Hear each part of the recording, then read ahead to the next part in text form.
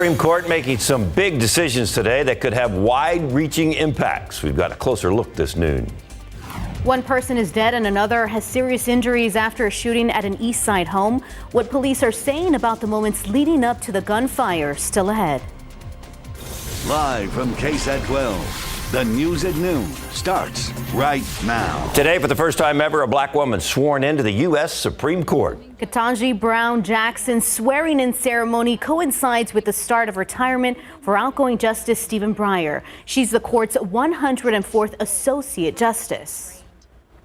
A major Supreme Court ruling could impact hundreds of thousands of immigrants. Today, the High Court ruled the Biden administration can end a rule that denies U.S. entry to Central Americans seeking asylum while their claims are pending. ABC's Alexis Christoforous has more.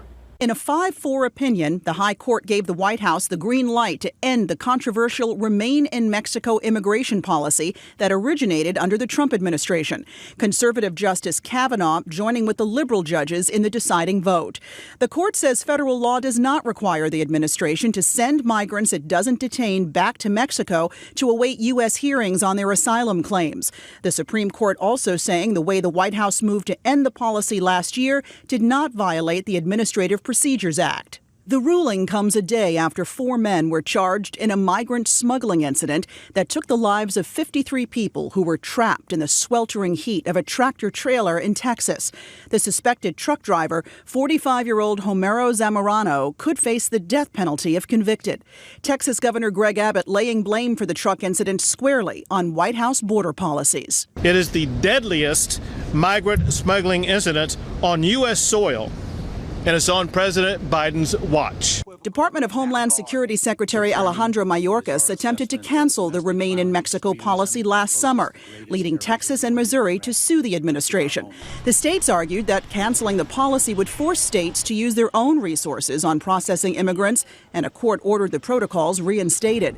But the Department of Homeland Security said those migrant protections protocols were not an effective way to deal with asylum seekers, saying they were being exposed to violence and had little access to legal counsel.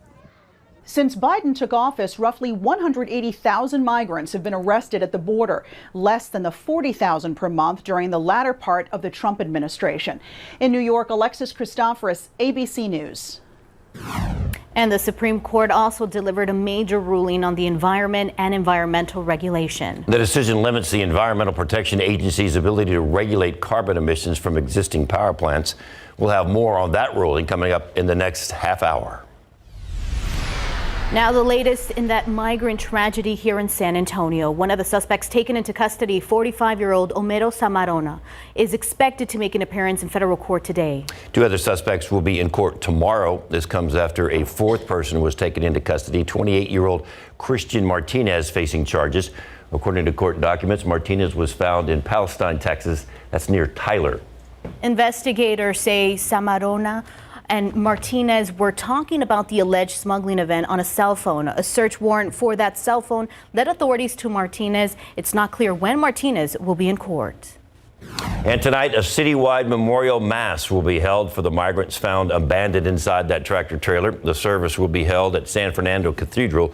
It'll start at 7 o'clock tonight. Organizers say it will be a multi-faith memorial and prayer vigil. If you can't make it, you are encouraged to join at your congregation or in your front yard at 7 tonight. This noon, the Uvalde City Council is holding a special meeting, an executive session, once again talking about the tragic shooting at Robb Elementary. We have a crew there, and we'll bring you the latest tonight at 5 and 6. Also happening today, state lawmakers are holding another hearing investigating what went wrong that day in Uvalde. They'll be talking to the assistant principal at Uvalde High School, Dr. Becky Reinhart, as well as DPS officials and a constable. Tense moments in an East Side neighborhood after shots rang out this morning and family members discovered a husband dead and a wife hurt. As Jonathan Cotto explains, police at all started with a fight between the couple. It was an early start for these San Antonio police officers responding to the 2200 block of Burnett and North Grimes, a home on the city's east side just before 8. Started as a family disturbance between a husband and wife. They've had some ongoing issues. The situation described by police as ongoing marital issues escalating. They got into a verbal argument this morning when the husband pulled out a gun on the wife. But it didn't end there. The wife and him struggled over the gun. He knocked her to the ground and shot her in the head. Police say the couple's son was also inside the home, and despite her injuries, the woman was able to still communicate with him. She said that he had shot her, so then he ran to find his father, who he then saw shoot himself. The father is deceased right now. Difficult, intense situation for the family and friends affected by this horrible situation. As you can see, lots of family and friends making it out this morning, and that's because we're learning they were to attend a funeral of a loved one here this morning. Police also telling us the victim was taken to BAMC. We'll continue to follow this story closely and update you as more information is made available. Reporting on the city's east side, Jonathan Cotto, KSAT 12 News.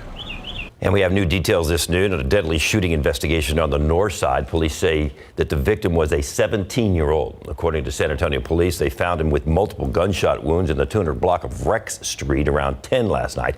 That is near McCullough and West Hildebrand Avenues. However, officers say that the teen may have been shot at a nearby park. He was pronounced dead at the scene. Police say the suspect took off in a vehicle, but so far they haven't released much more information about the person or that vehicle. It was enough to baffle even investigators. A trail of blood leading from an empty apartment with an open door. That is what San Antonio police found early this morning after answering a call about gunshots in the area near Loop 410 and Morrison. As Katrina Weber reports, although they eventually found some answers, officers had trouble finding all the victims of this crime. At a little after 5 a.m., San Antonio police find themselves in the dark in more ways than one. They were trying to make sense of the scene they found at an apartment in the 100 block of Emerald Ash. Officers were responding to a call about shots fired when they found the door on a third-floor unit wide open with no one inside. Outside, police found shell casings and a trail of blood leading down to the sidewalk, indicating that someone may have been hurt. This is one of those cases that has had police working backwards. They found all kinds of evidence of a crime, but no victim. At least not at first. Police did find out a couple lives in that Southside home. They say relatives were able to track down the 28-year-old woman who was unharmed. She told officers she and her boyfriend were victims of a home invasion, that she ran off when two men with guns kicked in their door. But police did not know right away what happened to her boyfriend, who they suspect may be injured. They searched but did not find him. Katrina Weber, KSAT 12 News. The Spurs hit the reset button by trading star point guard DeJounte Murray to the Atlanta Hawks. Andrew Seeley breaks down the trade and previews Summer League coming up later in sports. And helping students express themselves. That's the goal of a local program. Now their work will be featured in an art showcase. We have the details after the break.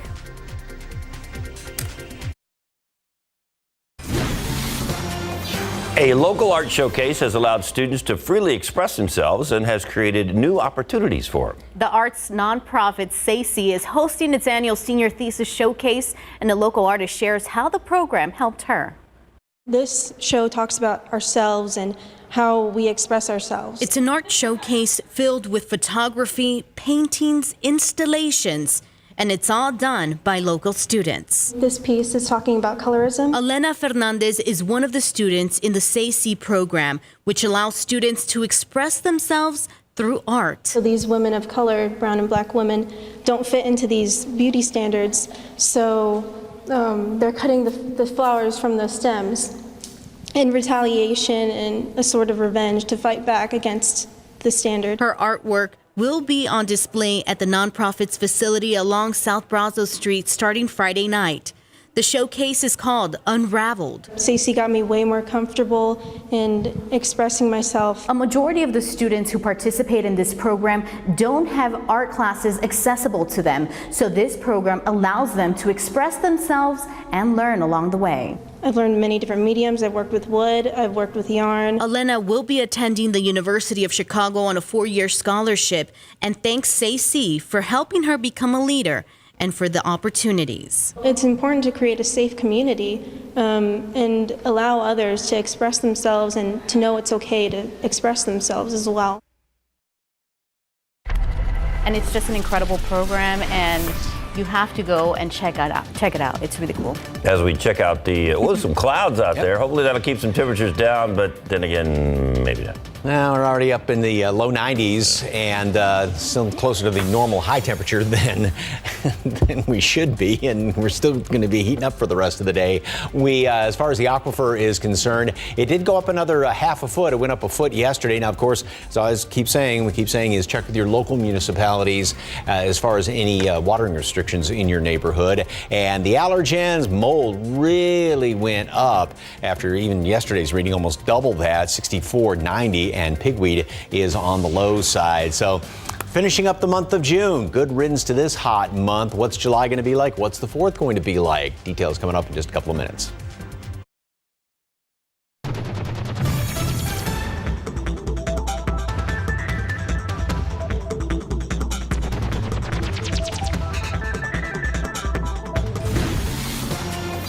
Rain is great, but then we got to deal with mold and humidity after all that rain. You can't have it all at the same time, right? But, who's complaining?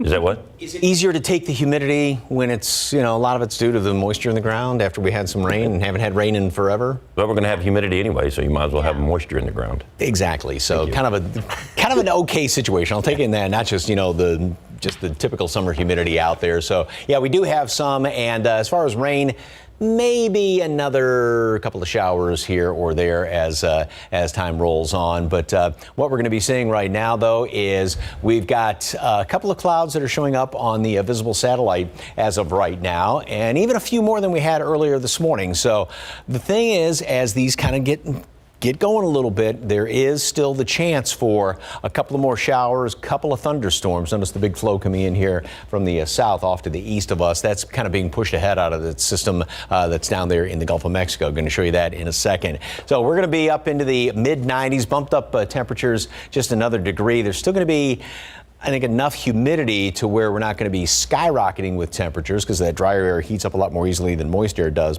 But then again, we're going to have the heat index to deal with. So we're looking at 95 for a high temperature today. And there's that, 10-20% chance for a stray shower. There's nothing showing up on radar yet. I say yet because I'm trying to be as positive about getting at least a couple of showers out there.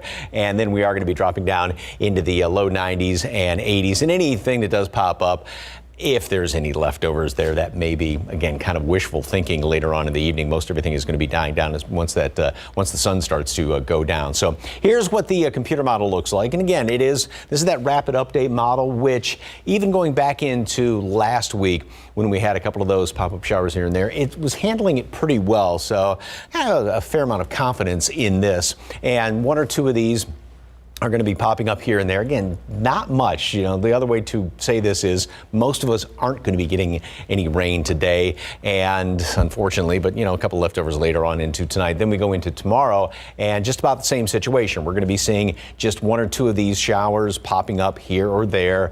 If you get one of them, fantastic. And then also the same situation is going to be sticking around going into Saturday, as far as one or two of them possibly later on in the late afternoon popping up. So here's the the infrared satellite picture. And you can see, first of all of this flow coming in here from off to the east of us. So this is all the moisture being pumped out ahead of this low, which is spinning right about there. And this thing, think back to a couple of days ago, there was that one computer model that had this thing going that way in toward us. Well, that's not going to be the situation. This is just moving straight up to the north in toward Houston. That's where all of the rain is going to be. And as a matter of fact, if you're heading out I-10 in toward Houston today, even tomorrow, there may be too much rain over there for those folks. And for us, we're just going to be getting some of the crumbs kind of thrown in our direction. At least there will be one or two things out there, but there's more lift on the right side of this than there is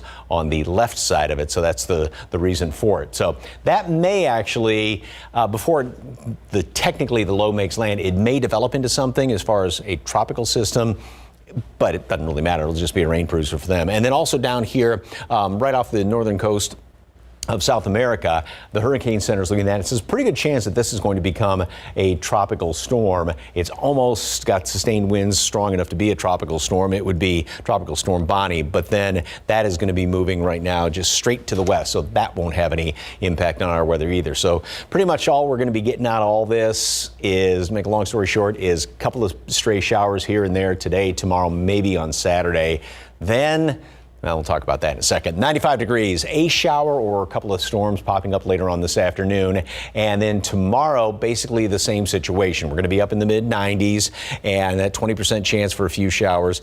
And same thing on Saturday, 1 or 2 of those stray showers or here and there. And then it's going to get a lot hotter as we get on into Sunday, and then especially going into the first part of next week. It's going to be a sizzler on the 4th of July. But then I think you had said earlier, Dave, isn't it supposed to be very hot on the 4th? Isn't it? Sure. I mean, it always seems like it is. Oh, and it's going to live up to it. So, well, there we go. I don't know if anybody's happy about that. No problem. So. I'll take it. Not too hot, but just hot. Speaking of not being all that happy, a lot of Spurs fans are not all that happy. You know, it's a big deal when the Spurs are getting national attention. For sure. And also, the last time the Spurs pushed a reset button this hard, Greg Simmons had darker hair. Whoa. So it's been a bit. DeJounte Murray was traded yesterday. When we come back, we'll talk about what the Spurs got back in return for losing DeJounte. Plus, Joshua Primo in his second year now starting to take the charge at practice. We got that too next.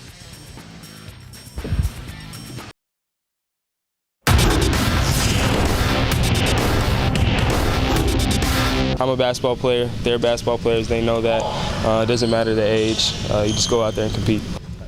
From the youngest guy on the roster to now an NBA veteran with a year of experience under his belt, Josh Primo is excited to train with the brand new Spurs at summer camp in Big Board Sports.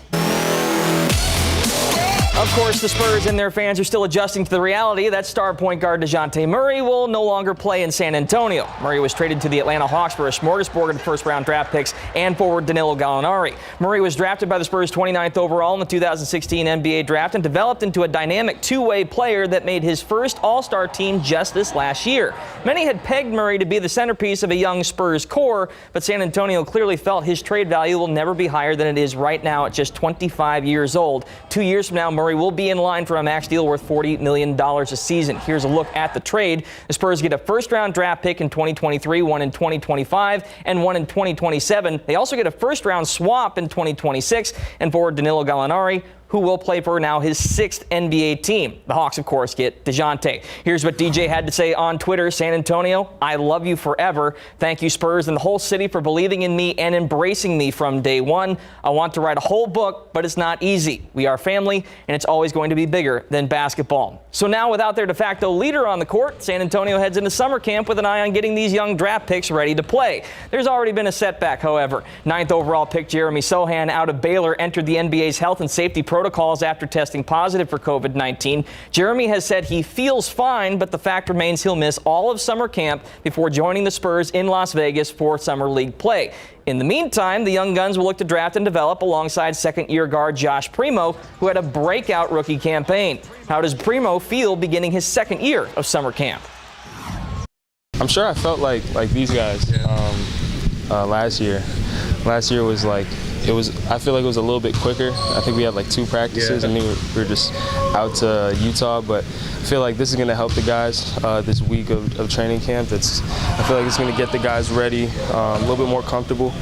And I feel like that's how I am this year, a little bit more comfortable. Always for guys in their second year, summer league's a bigger deal. It's always exciting for the rookies, but the second year guys, they know what to expect. They've been through everything, and I think, we look at them as vets, right? They need to help the new guys or the young guys, so I think it is a big summer for him. Now, if there's one thing the Spurs want to engender at practice, it's competition. 20th overall pick Malachi Branham caught the Spurs' eye with his competitive fire during pre-draft workouts. Is he looking forward to the competition in summer league play? I feel like my game rises when I'm competing, so I'm super excited. Always watch Summer League on TV, but now playing in it's going to be exciting and fun. I'm super excited. Here's a look at the Spurs schedule here in Summer League. They'll face the Cavs just 8 days from now in Vegas at 4 p.m., then take on the Warriors, Rockets, and Hawks in a 6-day span. It'll be interesting to see how the young guys do. Always fun to watch the young guys finally get on the court. Seriously. In that Spurs uniform. All right, Andrew, thank you very much. We've got some breaking news that we want to get you to right now. It's coming to us from Encinal. That's just about 40 miles north of Laredo. We're looking at the DPS trooper Twitter feed, and they're telling us that they're investigating a fatality crash at I-35 in Encinal. Currently 4 confirmed deceased, 3 critical. The driver suspected of human smuggling. And this is located about 40 miles north of the U.S.-Mexico border. And this comes just 3 days after 53 migrants being smuggled into the U.S. were found dead inside a tractor trailer here in San Antonio. Yeah, the troopers are telling us that that driver was trying to evade law enforcement and ended up crashing into a commercial vehicle. And of course, we will have updates for you on this tragedy that's happened just about 40 miles north of Laredo in Encinal. Once again, 4 confirmed dead, 3 critical after a car crash. We'll be right back.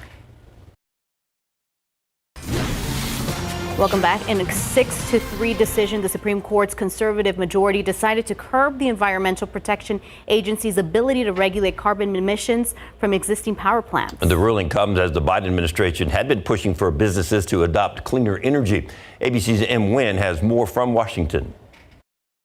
In a win for the fossil fuel industry, 6 conservative justices ruled the EPA does not have the broad authority to set national energy policies. It marks a defeat for the Biden administration, which has pushed for companies to switch to cleaner energy to reduce the impacts of climate change. In a 6-3 opinion, the majority says that power should rest with Congress itself. West Virginia versus the Environmental Protection Agency pitted major coal and mining companies in Republican-led states against the Biden administration, power utilities, and public health groups. The president has the goal of cutting carbon emissions by 50% by 2030 and believes that the EPA has the authority to help curb the climate crisis. The Clean Air Act of 1970 charged the EPA with protecting human health from dangerous airborne contaminants, which the Supreme Court has twice affirmed to include greenhouse gases. But West Virginia, a major coal-producing state, argued the EPA has no authority to regulate planet-warming emissions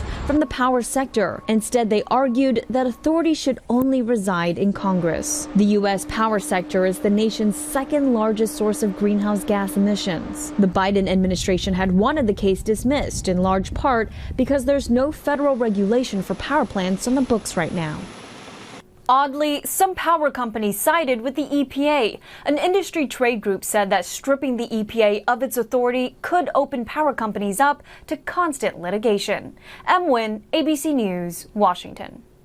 The Supreme Court ruled that states can be sued by veterans alleging discrimination in the workplace. The 5-4 ruling strengthens protections for state-employed veterans returning to the workforce after serving in the reserves or National Guard. The decision came after former Texas State Trooper Leroy Torres claimed he was forced out of a job after returning from Iraq. Torres said he could no longer serve as a trooper due to lung damage from exposure to burn pits in Iraq and sought a comparable job, but was denied his request. After eventually resigning, Torres filed suit under federal law, but lost in Texas state court, leading him to appeal to the Supreme Court. The Biden administration reached an agreement to buy 105 million doses of Pfizer's COVID-19 vaccine. The deal includes options for up to 300 million doses and is worth up to $3.2 billion. The vaccines are set for delivery by early fall, when health experts worry COVID-19 cases may begin to spike again. It comes after weeks of fighting between the administration and Congress on COVID response efforts. The vaccine purchase is being funded by part of the $10 billion that was reallocated from current response efforts. Both adult and child vaccines are included. Life in prison without parole. That's the fate of Saleh Abdeslam. He's believed to be the only surviving member of that group that carried out those deadly terrorist attacks in Paris back in 2015. The 32-year-old received the most severe punishment in the French justice system.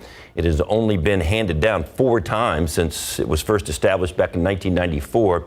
He was found guilty on 5 counts back in November of 2015. Multiple terrorist attacks shook Paris, leaving 130 victims. 20 defendants went on trial for the attacks, 19 found guilty on all charges. A complete jury has now been selected to handle the penalty phase of the murder trial for the gunman in the Parkland, Florida shooting. 9 women and 1 man were selected to serve as alternates. 7 men and 5 women selected to sit on the jury.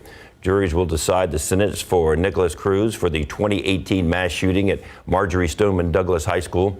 Cruz pleaded guilty to 17 counts of murder and 17 counts of attempted murder late last year.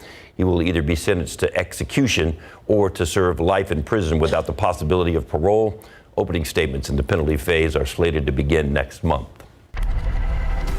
And a look outside with live cam, 93 degrees. All eyes are on July 4th, Mike. Yes, indeed. And it is going to be very, very hot. I don't even know if we'll have that many clouds out there. A few more clouds have been starting to build up a little bit as the morning has rolled on and turned into afternoon. And temperatures right now, 91 officially out there at the airport. Cotulla right now is at 95, 93 in Hondo, and 94 up the road in New Braunfels. New Braunfels, that'd be a good idea to go tubing. That sounds really good to keep cool. Dew points at 67 degrees, so we still have a fair amount of humidity out there and not much of a breeze, good visibility. We do have a heat index to deal with, though, with all that humidity. So those kind of low to mid 90s, they feel more like, the mid to upper 90s. And we're going to be dealing with some heat index the next couple of days. And then temperatures, thermometers, going to start that upward swing. We've had a little bit of a break here for a while, but yeah, it looks like we're going to be starting off July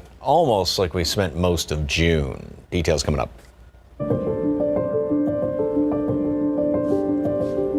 Do you live in a food desert? That's an area of town where it's difficult to find any healthy food options because of a lack of grocery stores. San Antonio has a few food deserts, but some organizations are stepping up to help and provide solutions. Food insecurity is the topic of our latest Solutionaries program that will be live streamed later today. Here's a sneak peek.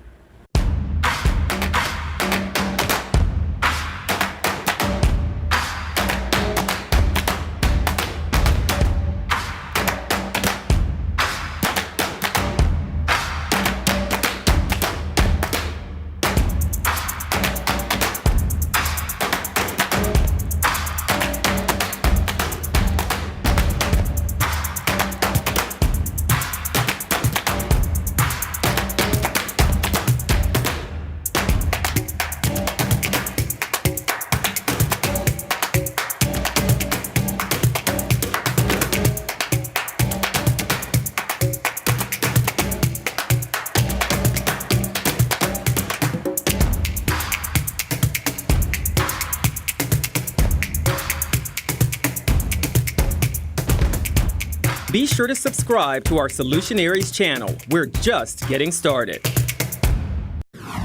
And you can watch the full episode live stream at 5:30 today on YouTube Live, KSAT.com, or KSAT Plus. For more information on how you can click and subscribe to Solutionaries, head over to KSAT.com. Researchers say an ancient Chinese form of alternative medicine could help those with chronic headaches. We'll explain still ahead. And the Spurs lost their best player, SAFC losing one of their top players in history. Andrew Seeley with the details on who's headed out. Here's some food for thought. Scientists say new research on the human brain could signal to end binge eating. The details after the break.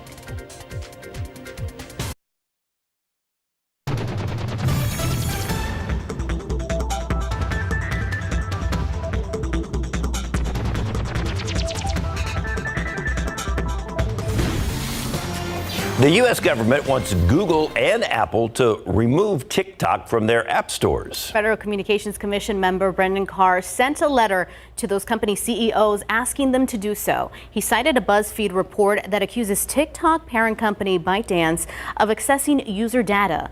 ByteDance is Chinese-owned, which has put it in the crosshairs of federal officials for years. The FCC has no jurisdiction over internet-based services. That means Google and Apple would have to voluntarily comply with the request. Delisting TikTok not going to stop users from downloading it. Apps can be installed on both iPhone and Android devices from sites other than the official App Store. It's a process known as sideloading. And new brain research could shed light on binge eating. German researchers report they discovered a signal pathway in the brain that controls food intake. According to the scientists, a group of nerve cells near the base of the brain helps control the excitability of nerve cells in the part of the brain that stimulates the need to eat. They found that a particular enzyme plays a critical part in signaling that pathway. The research team believes stopping that enzyme could significantly reduce excessive eating after fasting. They suggest this information could lead to a new approach to treating eating disorders. That's a fancy way of saying I'm hungry. Acupuncture may reduce the number of monthly tension headaches for sufferers. That's according to a study recently published by the American Academy of Neurology. The study looked at the effect of 20 sessions of either true or superficial acupuncture on 218 people with chronic headaches. Researchers found 2 months of acupuncture treatment may provide relief for at least 8 months. Tension headaches involve a mild to moderate feeling of pressing or tightening on both sides of the head, right there around the temples. They are considered chronic if they occur at least 15 days a month. And a coffee alternative made without coffee beans? That's what a company is offering. Atmo says it uses upcycled date seeds, which through a proprietary process are roasted to taste like cold brew coffee. The end result is more environmentally friendly beverage that uses 94% less water and is closer to carbon neutral. In a taste test, the company claims their beanless cold brew beat traditional cold brew products. And I don't think you're sold on that. I don't drink coffee anyways. Yeah. I've never understood the thing about coffee. Live cam, clouds, a little humidity. We're looking forward to this weekend to see what's in store for us because it is 4th of July weekend, which means it's going to be hot. My question is, does it have caffeine? That coffee? Yeah. I don't know. I mean, that's kind of the point. Well, Mike, that image behind you is pretty incredible. Well, yeah, that's just a graphic. However, 100-degree days this year. Ooh, that's not so incredible. Wow. I almost want to say the magic number. I don't know if that's magic or not, but yeah, I think going to be, I hate to say it, adding to that. Yeah, wait till you see the forecast. 4th of July is right, if you can believe 4th of July already. Details in the forecast just around the corner.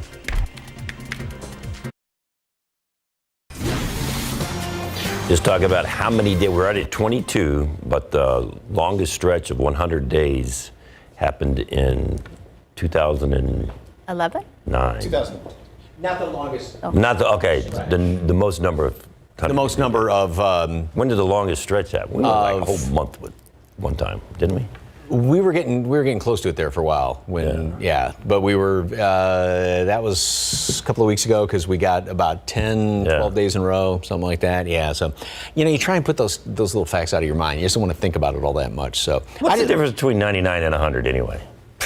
Good point. But it's all psychological. Just doesn't seem as hot, does it? So, look at this picture. I never knew there was a scarlet sunflower. Wow. That, or it's been out in the sun too long and it got a little bit of a sunburn. That's what I'm thinking it is, but yeah, that's very, very pretty looking. In the scarlet sunflower in the sea of yellow. It sounds like waxing poetic there. I like that caption. So thank you very much for the KSAT Connect picture. A couple more clouds are starting to just pop up here, and more, as you can see, further off to the east. Now, the month in review, talking about hot temperatures, hundreds above normals, all that kind of fun stuff. Today, with the forecast, we are at 91 officially right now. The normal high is 93.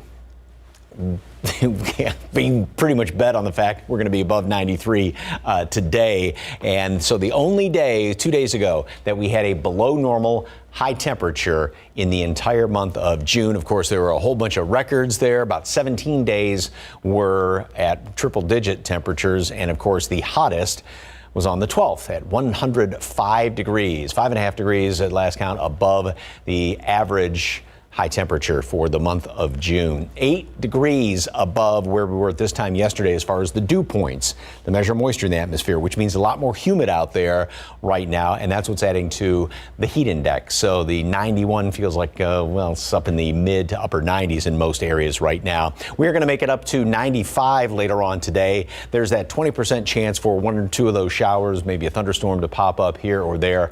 Most everybody, unfortunately, is not going to be seeing any rain. That's going to extend into the early evening hours, perhaps even a leftover by 10, 11 o'clock. Kind of doubtful, though. It'll drop down into the 80s. So as far as heat index readings later on today, when we get up to 94, 95 degrees, add about 4 or 5 degrees to that. Now, these numbers are definitely not off the charts, but still, we're looking at 104 in Cotulla, 102 in Eagle Pass for a heat index. And it's just going to be just almost insufferable heat for the next couple of days as far as the humidity, and then we get those hotter temperatures coming on in here. So here's the computer model. Again, 1 or 2 of those stray showers, a couple of thunderstorms trying to pop up later on. They could last on into the evening hours, then they will start to die down, and then it looks like we'll do it all over again tomorrow.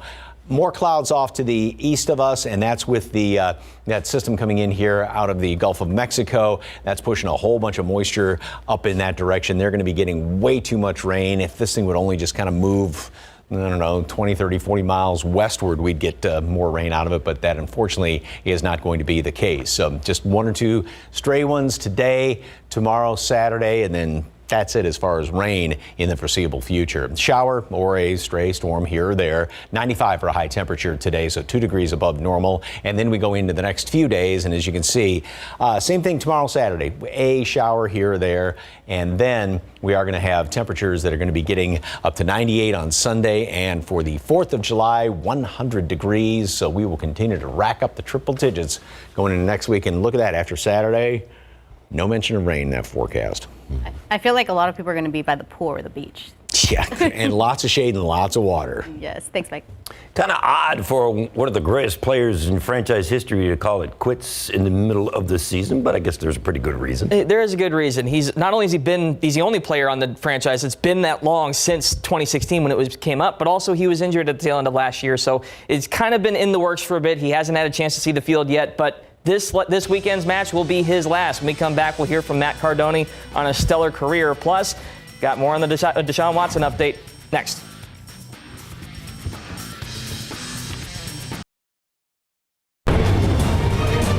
San Antonio FC is bidding farewell to the greatest goalkeeper in franchise history. San Antonio native Matt Cardone announced his retirement from professional soccer yesterday. The MacArthur grad and Trinity alum spent his entire pro soccer career right here in the Alamo City, first with the Scorpions back in 2015, and he's the only player who has been with SAFC since its inception in 2016. The Beard became a fixture and fan favorite for the Alamo City club, becoming the franchise's all-time leader in appearances.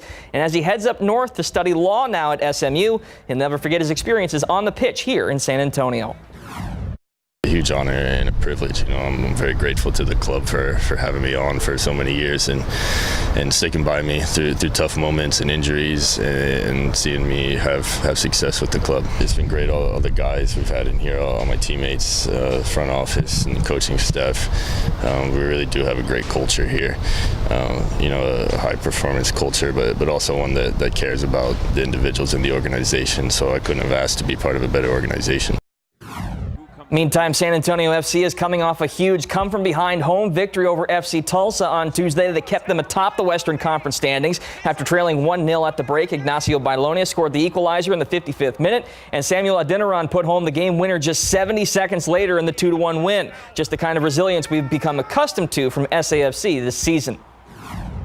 We just kept pressing, and I just felt really good with the guys. Everyone's been training really well, and everyone got a lot of confidence after that first goal. And we just kind of put the pedal to the metal, and we killed them. We don't make excuses, we make solutions, and that's what this team's about. It's about being mentality monsters and really embodying that. I feel like we all have done a great job with that, with guys being injured. They're in the treatment room every day, grinding just as hard as we are, working out in the heat every day. And I'm really proud of all the guys. Next up, San Antonio FC hosts Charleston Battery in a late-night game at Toyota Field Saturday at 9 p.m. This will be Cardone's last match with the club. Pro football coverage, powered by Davis Law Firm. Deshaun Watson's hearing before jointly approved disciplinary officer Sue L. Robinson continues this afternoon. The NFL is reportedly still pushing for a 1-year suspension at a minimum. Watson was accused by 26 women of sexual assault and misconduct during massage sessions. Although 20 of those civil cases have since been settled, only 4 active cases remain against Watson. There is no set timetable for Robinson to make her decision once the hearings formally end. Regardless of Robinson's decision, the league could then appeal the decision to NFL Commissioner Roger Goodell, who would then be able to change the degree of punishment.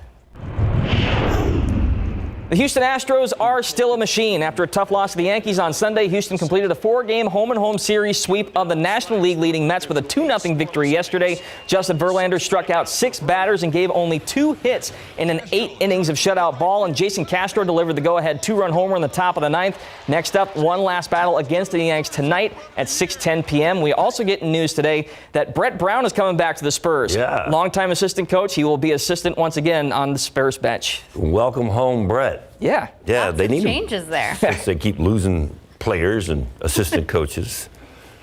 All right, things are heating up down there at Market Square, not just because of the temperature outside, but because it's grilling season. Jen is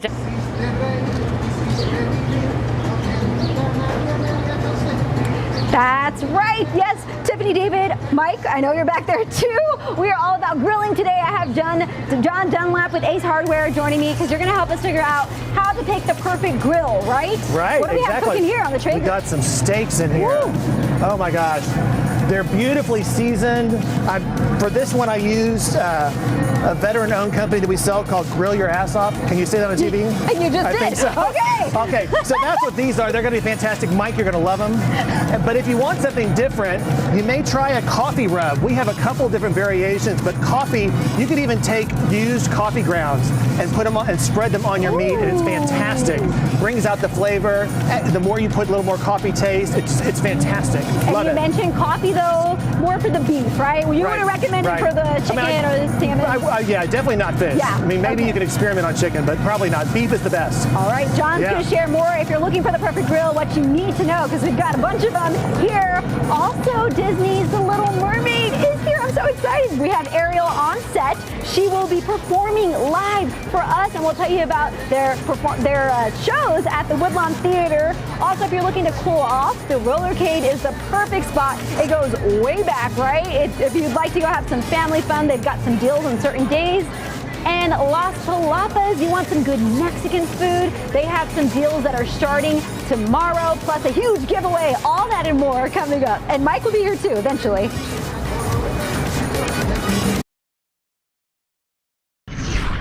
One or two showers, maybe a thunderstorm popping up later on today. Unfortunately, most of us aren't going to see rain. Same thing tomorrow, Saturday, and then the heat gets turned up. It is going to be a hot 4th of July, even hotter if you're in front of the grill. Jen, I saw those steaks. You better save them. That's all I got to say.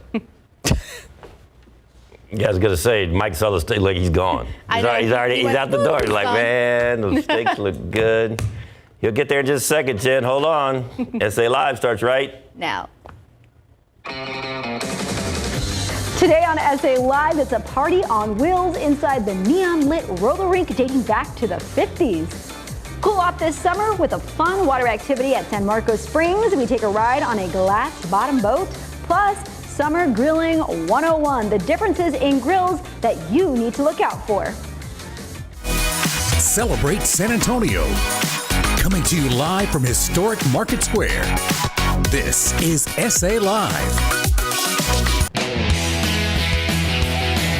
Ooh, yes. Are you hungry yet? I'm so excited. We're counting down to the 4th of July weekend. We've got the steaks going. We'll save them for you, Mike. I heard you. Yes, we are saving those for you. Hello. Happy terrific Thursday. I'm Jen Tobias Dresky. As I mentioned, Mike's pulling double duty, triple duty. That guy is working nonstop, I tell you. But he will be joining us here soon, and he's missing out on our first guest, who's amazing, by the way. Our first guest came splashing onto stage. The Woodlawn Theater is doing the production of Disney's The Little Mermaid, and we have the mermaid herself here with us. Kayla, welcome. Thank you. Thank you for having me. So this is a classic, one of my favorites, by the way. What is it like playing Ariel? Oh, it's a little bit daunting just because she is classic and everyone knows and loves her story so much. But it's been so much fun. Really a dream come true. Well, you look beautiful. Thank you. And I did hear your voice earlier, so I will say, gosh, you sound amazing. What are some of your favorite parts from the show?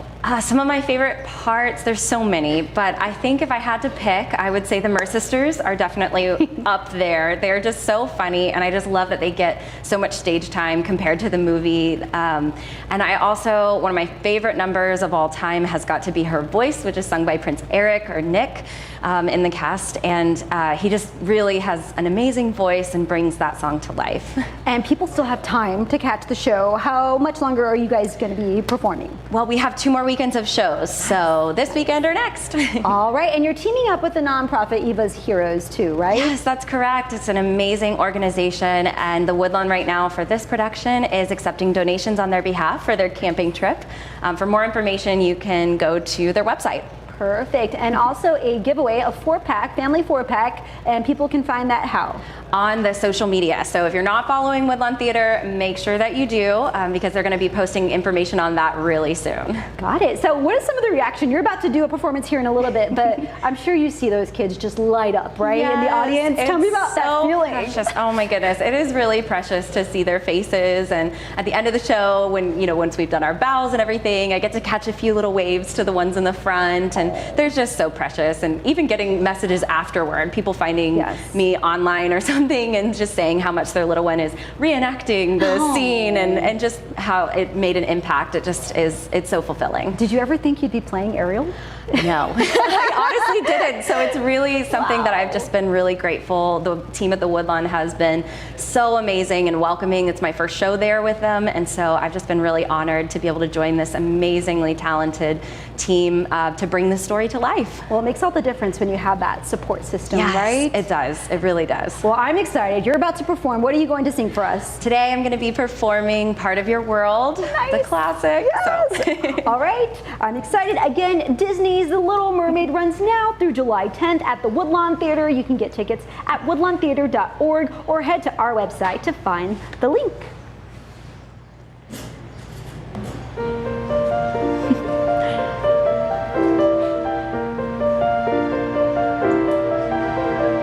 Look at this stuff, isn't it neat? Wouldn't you think my collection's complete? Wouldn't you think I'm the girl who has everything? Look at this trove, treasures untold. How many wonders can one cavern hold? Looking around here you think, sure, she's got everything. I've got gadgets and gizmos aplenty. I've got who's-its and what's-its galore. You want thingamabobs? I've got 20. But who cares? No big deal. I want more. I want to be where the people are. I wanna see them dancing, walking around on those, what do you call them? Oh, feet. Flipping your fins, you don't get too far. Legs are required for jumping, dancing, strolling along down the, what's that word again? Street. Up where they walk, up where they run, up where they stay all day in the sun, wandering free. Wish I could be part of that world. What would I give if I could live out of these waters? What would I pay to spend a day warm on the sand? Betcha on land they understand that they don't reprimand their daughters. Bright young women, sick of swimming, ready to stand and ready to know what the people know. Asking my questions and get some answers. What's a fire and why does it? What's the word? Burn. When's it my turn? Wouldn't I love to explore that shore above, out of the sea? Wish I could be part of that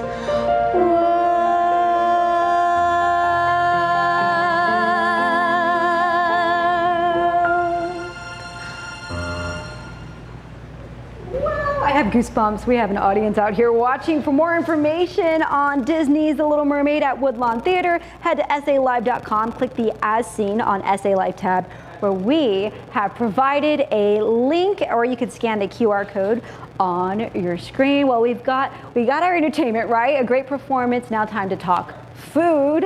We want to know today, what is it that you enjoy grilling? For me, it's salmon. I don't know what Mike's is, but we'll find out. Maybe the steaks. We teased them a little bit. Just let us know what you like. We may share your answer a little later in the show. You can tag us on our Facebook or Twitter page at SA Live KSAT. All right, another fun indoor activity. If you're looking for something to do with the kiddos that's inexpensive and a great time, by the way, you can head over to a roller rink dating back to the 50s here in San Antonio. The 70s roller disco, lighting, arcade games, snacks, yes, all this stuff. You got to get your dance moves ready on some skates. We take you there.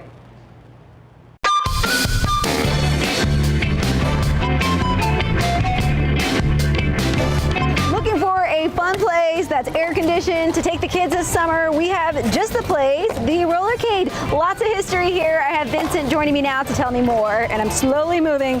Bear with me. I haven't skated in 20 years, Vincent. So tell me about this place, the history. Well, this place was started in 1959.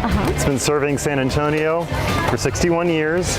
We've had so many generations of kids, and it's family fun. Yes. Like, where else can you go with your family that has this atmosphere where you can dance, you can skate, you can play. Yes. Yeah, so. All of the above. I'm gonna fall. I miss my 13-year-old self. I used to be good, I promise. Okay. So we're gonna see if you can rock your feet. Okay. Oh yeah. I can feel the burn. Yep, it's a better beat for it. Wait, oh. I'm gonna fall.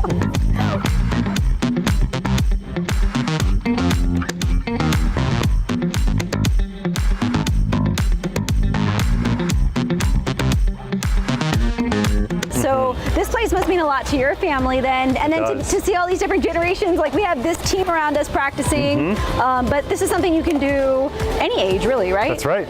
Yeah, I have students that range anywhere from the 10 on up to in the 70s, actually. I've got 2 students in their 70s. I bet they can skate better than me.